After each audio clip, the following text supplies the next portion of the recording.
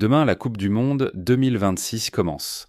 En moins de 24 heures, l'Azteca de Mexico accueillera le match d'ouverture entre le Mexique et l'Afrique du Sud. 83 000 personnes dans un stade où Pelé et Maradona ont tous deux laissé leur empreinte.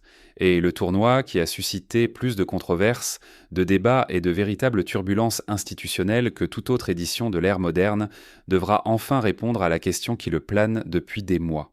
Le football peut-il surmonter tout ce qui l'entoure ? Cette question devra attendre jusqu'à demain. Car aujourd'hui, 9 juin 2026, le dernier jour avant le lancement de la Coupe du Monde, l'histoire hors terrain a produit une série d'événements qui, pris ensemble, constituent la journée la plus concentrée et dramatique de l'ensemble de la phase préparatoire de ce tournoi. Un arbitre de la Coupe du Monde s'est vu refuser l'entrée aux États-Unis et a été retiré de la liste des officiels. Son moment historique en tant que premier officiel somalien à une Coupe du Monde a disparu avant même qu'un seul match ne soit joué. La Fédération iranienne de football affirme que la FIFA a révoqué l'intégralité de son allocation de billets pour les 3 matchs de phase de groupe, laissant la fédération dans l'incapacité d'offrir un seul siège à ses supporters. L'une des voix les plus respectées du football anglais a publiquement déclaré qu'il s'agit d'une Coupe du Monde du chaos. Et en filigrane, l'histoire continue du Nigeria, autodécrit comme la plus grande nation footballistique d'Afrique, qui regarde une Coupe du Monde s'ouvrir sans lui pour la seconde fois consécutive, la voix de son plus grand capitaine résonnant encore dans les oreilles de tous les responsables. Dans un registre complètement différent, il y a l'histoire de Marcelo Bielsa et de l'Uruguay. Car tous les fils du tableau actuel du football ne sont pas des échecs institutionnels ou des coups humains. Certains concernent simplement l'extraordinaire du football, et le fait que Bielsa conduise l'Uruguay à la Coupe du Monde est, pour quiconque aime le jeu, exactement cela. Passons en revue le tout, en commençant par l'histoire qui a éclaté ce matin et qui a poussé Ian Wright à prendre son téléphone. Omar Abdulkadir Artan a 34 ans. Il est somalien. Il a gravi les échelons de l'arbitrage africain jusqu'à être sélectionné parmi 52 arbitres pour la Coupe du Monde 2026. Cette sélection était, à tout point de vue, historique. Il aurait été le premier arbitre somalien à officier à une Coupe du Monde masculine. Ce n'est pas seulement un exploit personnel, mais un moment de véritable importance pour un pays qui a traversé des difficultés extraordinaires et dont la communauté footballistique méritait cette fierté. Artan n'est pas une figure marginale de l'arbitrage africain. Il a été reconnu comme le meilleur arbitre du continent. Il a dirigé les matchs de plus haut niveau en compétition africaine. Sa sélection pour la Coupe du Monde n'était pas un geste symbolique. C'était une nomination fondée sur le mérite par l'organe directeur mondial du sport, reflétant des années de travail constant et de haute qualité sur le terrain. Le week-end dernier, Artan est arrivé à l'aéroport international de Miami. Il portait un passeport diplomatique délivré par l'ambassade somalienne. Il disposait d'un visa multiple d'une validité de 3 mois, délivré à Nairobi. Il avait passé le processus d'accréditation de la FIFA. Il avait été sélectionné et confirmé comme membre de la liste des officiels. À l'aéroport de Miami, il a été soumis à ce que la Customs and Border Protection a qualifié d'inspection supplémentaire, procédure de routine lorsque les agents doivent vérifier des informations ou déterminer l'admissibilité. Cette inspection a duré 11 heures. On l'a interrogé sur Al-Shabaab, l'organisation militante opérant dans la Corne de l'Afrique. L'administration Trump prétendra plus tard qu'Artan s'est vu refuser l'entrée parce qu'il constituait une menace sécuritaire, évoquant des liens supposés avec des terroristes présumés. Le gouvernement somalien a catégoriquement rejeté ces allégations. Le ministère somalien de la Jeunesse et des Sports a déclaré qu'il possédait un visa valable. Aucune preuve à l'appui de l'allégation de menace sécuritaire n'a été rendue publique. Après l'inspection, il a été jugé inadmissible pour des raisons de vérification. Il s'est vu refuser l'entrée, il a été placé sur un vol de retour. La Somalie fait partie des pays soumis à une interdiction de voyage totale imposée par le gouvernement des États-Unis. Cette interdiction était en place bien avant que la Coupe du Monde ne soit attribuée à ce groupe de nations hôtes. La question de savoir comment un officiel somalien pouvait être sélectionné pour arbitrer un tournoi se déroulant dans un pays qui refuse l'entrée aux ressortissants somaliens n'a jamais été répondue publiquement avant le début du tournoi. La réponse est arrivée à l'aéroport de Miami un samedi après 11 heures, sous la forme d'un refus et d'un vol de retour. La FIFA a confirmé ce qui s'était passé dans une déclaration qui, même selon les standards du langage institutionnel, était remarquable par sa brièveté et son détournement. Elle a confirmé qu'Artan ne pourrait pas s'entraîner ni arbitrer la Coupe du Monde 2026 après son refus d'entrée. Elle a confirmé qu'elle n'intervient pas dans les procédures d'immigration du pays hôte. Elle a confirmé qu'un gouvernement hôte décide en fin de compte qui reçoit un visa et qui est admis. Et elle a confirmé que la décision ne serait pas modifiée. Il n'y a eu aucune expression de regret, aucun aveu de ce qui a été perdu, aucun engagement à garantir que cette situation ne se répète pas. Il n'y a eu qu'une brève déclaration prudente qui a placé la responsabilité ailleurs avant de passer à autre chose. Artan lui-même a réagi avec une dignité qui a rendu l'épisode encore plus douloureux à suivre. Il a déclaré être de bonne humeur et se concentrer sur les prochains défis de sa carrière d'arbitre. Il a remercié la FIFA et l'organe continental pour leur soutien. Il a promis de maintenir son niveau d'arbitrage tout en se projetant vers l'avenir. Un homme qui avait consacré toute sa carrière à un moment décisif, moment qui lui a été arraché à l'aéroport après une journée d'interrogatoire, répondant avec sang-froid et grâce alors que les institutions qui l'entourent ne les partageaient pas. À son atterrissage à Mogadiscio, il a reçu un accueil héroïque. Son pays a reconnu ce que le processus avait omis. Les personnes à l'aéroport ont compris ce que la déclaration n'a pas dit. De nombreux observateurs, dont des journalistes de renom et des commentateurs footballistiques, ont qualifié cet épisode de racisme en soulignant le profil spécifique de l'officiel ciblé, la nature des interrogations subies et le schéma plus large de contrôle renforcé au point d'entrée américain pour les voyageurs non blancs provenant de certains pays pendant la période de préparation de ce tournoi. La caractérisation par l'administration Trump d'un arbitre international décoré comme une menace sécuritaire sans preuve rendue publique a renforcé cette préoccupation. Ian Wright a découvert l'affaire et a fait ce qu'il fait habituellement. Il a parlé sur son Instagram à ses millions d'abonnés dans une vidéo qui a été partagée des centaines de milliers de fois en quelques heures. Il a déclaré avoir lu que l'arbitre somalien s'était vu refuser l'entrée. Toutes les quelques heures, il a ajouté « c'est une autre histoire ». Fans refusés, joueurs refusés, officiels refusés, journalistes refusés. Maintenant les arbitres. Il a dit qu'il riait, mais que ce n'était pas drôle. Ce n'était réellement pas drôle. Il a affirmé qu'il fallait dire quelque chose. Il a évoqué les billets chers, les plus chers jamais vendus pour une Coupe du Monde, l'hébergement coûteux, les frais de transport. Il a demandé directement si c'est ainsi que les autres se comportent pour le plus grand tournoi du monde, si c'est l'esprit du football. Il a déclaré ressentir le plus d'empathie pour les supporters américains, désespérés, qui attendent cela depuis longtemps et qui doivent être embarrassés. Il a qualifié cela de Coupe du Monde du chaos. Ce ne sont pas les mots d'une personne en quête de controverse. Ce sont les mots d'un homme qui a passé sa vie dans le football, qui sait ce que la compétition est censée représenter, qui se préparait alors à travailler comme analyste couvrant le tournoi et qui, face à la succession d'événements, a conclu qu'il devait s'exprimer à haute voix. Toutes les quelques heures, une nouvelle histoire. Il avait raison. Car quelques heures après la diffusion de l'histoire de l'arbitre, une seconde histoire est arrivée, encore plus extraordinaire dans ses implications. La Fédération iranienne de football a publié une déclaration affirmant que la FIFA avait révoqué son allocation totale de billets pour ses 3 matchs de phase de groupe aux États-Unis. Chaque fédération à une Coupe du Monde a droit à recevoir et à distribuer 8% de la capacité du stade pour chacun de ses matchs. Pour l'Iran, qui jouera dans un stade de 70 000 places contre la Nouvelle-Zélande le 15e juin, puis contre la Belgique le 21, puis contre l'Égypte à Seattle le 26, cette allocation représente plusieurs milliers de billets par match. Ces billets sont habituellement distribués aux supporters les plus fidèles de la fédération, les fans qui suivent leur équipe à domicile et à l'étranger, ceux qui ont assisté aux qualifications, ceux qui ont investi des années d'engagement envers leur équipe nationale. La fédération a déclaré dans son communiqué qu'une mesure inattendue avait retiré l'allocation qui lui était accordée. Dans les circonstances actuelles, elle était incapable d'offrir ne serait plus un seul billet à ses supporters. Pas une allocation réduite, pas un retrait partiel, aucun billet. La fédération ne peut offrir à ses supporters un seul siège pour voir son équipe jouer à la Coupe du Monde pour laquelle elle s'est qualifiée. Les supporters iraniens étaient déjà soumis à une interdiction de voyage, rendant impossible pour la plupart des fans à l'intérieur de l'Iran d'assister au match même s'ils avaient des billets.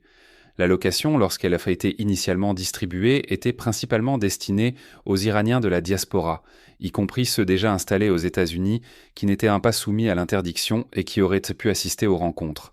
Certains d'entre eux avaient acheté des billets. D'autres avaient déjà planifié leur voyage. Ce qu'il est advenu de ces achats à la suite de la prétendue révocation restait incertain au moment où ce texte a été rédigé. La FIFA n'a pas immédiatement répondu aux affirmations de la fédération par une déclaration publique confirmant ou infirmant la révocation. Ce silence dans le contexte des allégations était en soi significatif. Les joueurs iraniens étaient arrivés à Tijuana dimanche. Les fans leur ont fait signe en entrant dans leur base d'entraînement. Les responsables de la fédération se sont vus refuser les visas pour entrer aux États-Unis. L'équipe traverse la frontière les jours de match et retourne à Mexico chaque nuit. Et maintenant, la fédération affirme que les billets qui auraient été distribués à leurs supporters ont été repris. Imaginez le tableau cumulé de l'expérience iranienne à cette Coupe du Monde. Le ministre des Sports a déclaré qu'il ne pouvait en aucun cas participer. Une intervention diplomatique du président mexicain a rendu la participation possible. La fédération a boycotté la cérémonie du tirage à Washington. Certains responsables ne peuvent obtenir de visa. La base de l'équipe se trouve à Tijuana et ils se déplacent vers leur match à travers une frontière internationale. Et maintenant, la fédération affirme que son allocation complète de billets pour les supporters a été retirée quelques jours avant son premier match. Ce n'est pas l'histoire d'une décision ou d'une politique isolée, c'est l'histoire d'une nation qualifiée pour la Coupe du Monde qui doit naviguer dans des conditions que nul autre équipage de l'histoire du tournoi n'a jamais été contraint de gérer. Une nation dont les joueurs se sont préparés pour la plus grande scène du football en dormant dans un autre pays, dont les responsables ne peuvent entrer dans les lieux où leur équipe concourt et dont les supporters ne peuvent obtenir aucun billet officiel pour les voir jouer. Passons à un autre registre. Parce que, en parallèle de ces récits d'échecs institutionnels et de pertes individuelles, aujourd'hui a également porté une autre sorte d'actualité footballistique, celle qui rappelle pourquoi on aime ce sport. Marcelo Bielsa conduit l'Uruguay à la Coupe du Monde. El Loco. L'esprit tactique le plus obsessionnel, le plus méticuleux, le plus excentrique que le jeu ait produit au cours des 3 dernières décennies. L'homme qui a visionné tant de séquences de jeu que les clubs adverses auraient construit des salles spéciales pour accueillir ces séances de filmage. Celui qui, une fois, a passé toute la nuit précédant un match à dormir dans la zone technique d'un stade vide afin de comprendre les lignes de vue depuis le banc. Celui qui a dirigé l'Argentine, le Chili, l'Athletic Bilbao et Marseille avec une intensité que les joueurs décrivaient, universellement, comme simultanément terrifiante et bouleversante. Il a repris la sélection nationale uruguayenne et l'a guidée jusqu'à la qualification. Le parcours n'a pas été lisse. Il y a eu des moments de doute, des performances qui ont soulevé des questions sur la transposabilité de son approche à un environnement national où il a moins de temps avec les joueurs qu'en club. Mais il les a amenés là. L'Uruguay arrive à cette Coupe du Monde dans le groupe H aux côtés du Mexique, de l'Afrique du Sud et de la République tchèque, le groupe d'ouverture, celui qui lance tout. Un affrontement tactique fascinant entre le pressing organisé et intense de Bielsa et le Mexique de Javier Aguirre, dans le pays qui a adopté Aguirre comme l'un des leurs, s'est déroulé devant la pleine capacité de l'Azteca. Quoi qu'il arrive autour de ce tournoi, ce match à lui seul valait l'attention. L'équipe uruguayenne de Bielsa compte Darwin Núñez, Federico Valverde, Rodrigo Bentancur, des joueurs d'une qualité véritablement européenne qui ont été testés maintes fois dans les plus hautes compétitions de clubs. Et ils portent l'esprit particulier que le football uruguayen a toujours apporté aux Coupes du Monde. Le sentiment de représenter un pays trop petit pour être craint et pourtant trop fier pour que cela l'arrête. Ils possèdent 2 titres de Coupe du Monde. Ils ont remporté le premier en 1930. Ils ont toujours punché au-delà de leur poids et l'ont toujours su. Personne ne sait exactement ce que Bielsa va faire. Cette imprévisibilité est en soi une joie. Ces systèmes tactiques sont analysés et discutés depuis des décennies, et pourtant ces préparations spécifiques pour chaque adversaire restent vraiment difficiles à prévoir. Dans un tournoi entouré de bruit institutionnel, la présence de Marcelo Bielsa à la Coupe du Monde rappelle que cette compétition appartient aussi à l'extraordinaire véritable, aux entraîneurs qui abordent le jeu comme un problème à la fois complexe et magnifique, où une vie d'études obsessionnelle est la seule réponse appropriée. Et puis, il y a le Nigeria, absent de cette Coupe du Monde pour la 2e fois consécutive. La nation autodécrite comme la plus grande du football africain, qui regarde le tournoi s'ouvrir sans elle, avec une diaspora de talents jouant pour d'autres nations. Michael Olise pour la France, Manuel Akanji pour la Suisse, Jamal Musiala pour l'Allemagne. Des joueurs nés de parents nigérians ou d'une ascendance nigériane représentant certaines des équipes les plus fortes du tournoi. Le talent est là, il l'a toujours été. Il ne porte simplement pas le vert. L'équipe nigériane a perdu au tir au but face à la République démocratique du Congo lors du match éliminatoire final de qualification à Rabat. Une défaite 4-3 au tir au but sous une forte pluie qui a clôturé l'une des campagnes de qualification les plus chaotiques de l'histoire des Super Eagles. 4 entraîneurs différents durant le cycle. Une défaite au tir au but contre le Ghana lors de la campagne précédente. Et maintenant, cela. 2 absences consécutives de la Coupe du Monde pour la première fois depuis 1994. Pour une nation footballistique de la taille et de la profondeur du Nigeria, ce n'est pas seulement décevant, c'est un échec structurel. John Obi Mikel n'est pas resté muet. Il ne le fait jamais lorsque le football nigérian fait défaut aux yeux de ceux qui l'aiment. Dans son podcast et lors d'apparitions publiques sur les ondes sportives britanniques, il a dit ce qui devait être dit. Il a qualifié cela d'échec. Il l'a décrit comme une catastrophe. Il a choisi ses mots avec soin et il les a sincèrement prononcés. Il a affirmé que le football est la seule chose qui unit le Nigeria, la seule chose qui dépasse religion, tribu et les difficultés économiques quotidiennes.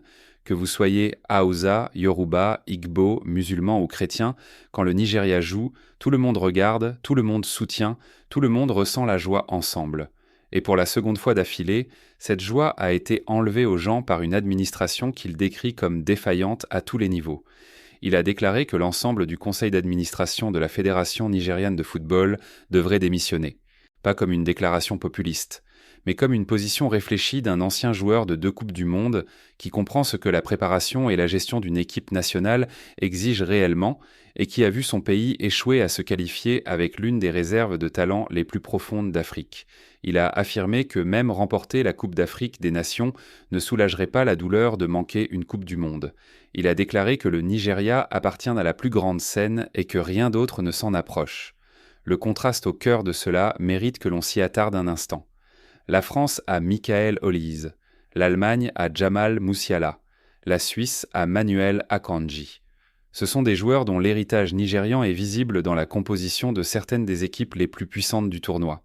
Et l'équipe qui représente le Nigeria elle-même reste à la maison. Ce n'est pas seulement l'histoire d'un échec de qualification.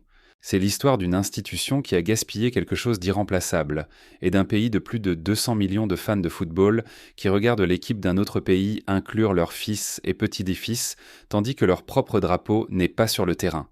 Ce qui relie les 4 récits, le refus d'Artan à l'aéroport de Miami, la révocation de l'allocation de billets de l'Iran, le projet de Bielsa avec l'Uruguay et l'absence du Nigeria, et qu'ils dévoilent à leur façon quelque chose d'essentiel sur ce que la Coupe du Monde doit être et ce qu'elle est réellement devenue. Le tournoi, conçu pour représenter l'universalité du football, a ouvert ses portes à 48 nations et les a simultanément fermées à un arbitre somalien voyageant avec un passeport diplomatique et un visa valide. Il a révoqué l'allocation de billets d'une nation qualifiée quelques jours avant son premier match. Il a produit une histoire d'entraîneur en Bielsa qui incarne la pure joie du football, totalement détachée du bruit institutionnel. Et il a laissé la nation footballistique la plus peuplée du continent regarder depuis chez elle, son capitaine posant la même question que les supporters nigérians se posent : comment cela s'est-il encore produit ? La phrase d'Ian Wright, Coupe du Monde du chaos, suivra ce tournoi. Ce n'est pas une description injuste du seul 9 juin. Elle capture quelque chose de l'expérience accumulée de suivre la préparation de ce concours au cours des derniers mois. Des interdictions de voyage appliquées aux officiels de la Coupe du Monde, des allocations de billets révoquées pour des nations qualifiées, des journalistes refusés à l'entrée, des fans refoulés. Les questions soulevées lorsque la Coupe du Monde a été attribuée aux actuels pays hôtes ne sont plus abstraites. Elles se jouent en temps réel, dans les terminaux d'aéroports, les déclarations des fédérations et les vidéos Instagram publiées par des hommes qui ont donné leur vie au football et qui ressentent le besoin de s'exprimer. Mais le chaos n'est pas toute l'histoire, car demain l'Azteca s'ouvre, car Bielsa se trouve dans une zone technique quelque part en Amérique du Nord, probablement sans sommeil, revoyant les séquences de l'Afrique du Sud que personne d'autre n'a pensé à regarder. Car les joueurs des 48 nations, y compris les Iraniens à Tijuana qui ont géré plus d'adversité dans leur préparation que toute autre équipe de l'histoire de la Coupe du Monde, sont prêts. Le football est prêt. Et voici ce que ce tournoi, malgré toutes ses défaillances institutionnelles, ne peut pas changer. Quand il commence, il commence. Les moments arrivent, quoi qu'il arrive. Ils sont indifférents aux allocations de billets révoquées, aux arbitres refusés aux aéroports, aux déclarations des fédérations et aux décisions politiques prises dans des bureaux qui n'ont rien à voir avec le jeu. Ils surviennent parce que des joueurs de vraie qualité, sous une pression maximale sur la plus grande scène, produisent des choses que personne n'a planifiées et que personne n'aurait pu scénariser. Une frappe, un arrêt, un instant que les témoins portent avec eux le reste de leur vie. C'est ce qui débute demain. Et cela restera vrai le 19 juillet, lorsque ce tournoi se terminera, quoi qu'il se passe d'ici là.